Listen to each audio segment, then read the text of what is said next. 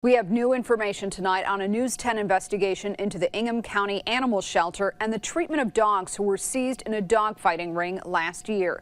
News 10's Alani Latang is here now with the latest developments. Alani, what have you found out? And since we first broke this story several weeks ago about an investigation into the shelter, new questions have come as to why the Ingham County shelter didn't ask for help when all the dogs first arrived, and more importantly, why they didn't accept the help that was offered. We housed a bunch of difficult animals, and I think we did a great job with them. I think the staff did a great job with them. It was an extremely difficult situation we were put in, and we did great. That was Ingham County Animal Control and Shelter Director John Dinan 3 weeks ago, explaining why things got so bad at the shelter and why 2 dogs had to be euthanized after months of alleged neglect and starvation. Hundreds of documents, pictures, and medical records proving neglect and abuse. Even an investigation by the Michigan Humane Society, whose reports concluded inadequate staff, lack of communication, and more. Local pit bull advocate groups tell News 10 that there was help, and Dinan didn't take it. These experts waiting, to be called for help. That's very disheartening. It puts everybody at odds, and especially since he was making these calls and cries for help. I don't have anybody helping me. No, that's not acceptable. How could you not accept expert help when these people are willing to come in for no charge? There's no excuse. News 10 obtained an email from a national organization called Best Friends that helps in situations like this to get dogs placed in homes and prevent any animals from being killed.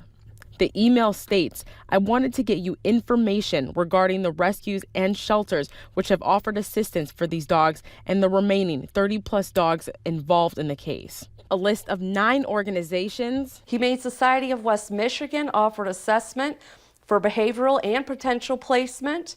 The Buster Foundation, which is out of Michigan, they offered assessment and potential placement in a foster network. They were awaiting a call back for confirmation.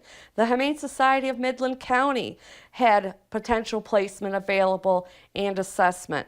All willing to step in and help, including the Capital Area Humane Society. We'd reached out to both shelters, and Eaton County responded and said, we're going to really need some help managing this case from the animal side.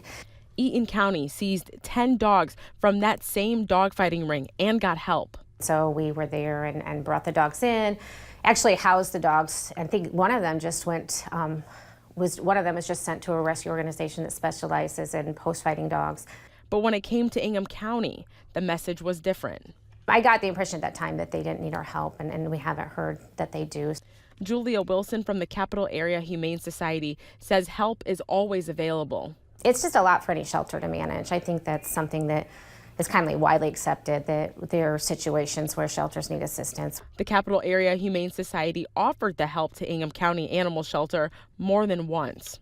I didn't get the impression any time that help was needed after we'd reached out. So we certainly would have been glad to help in any way.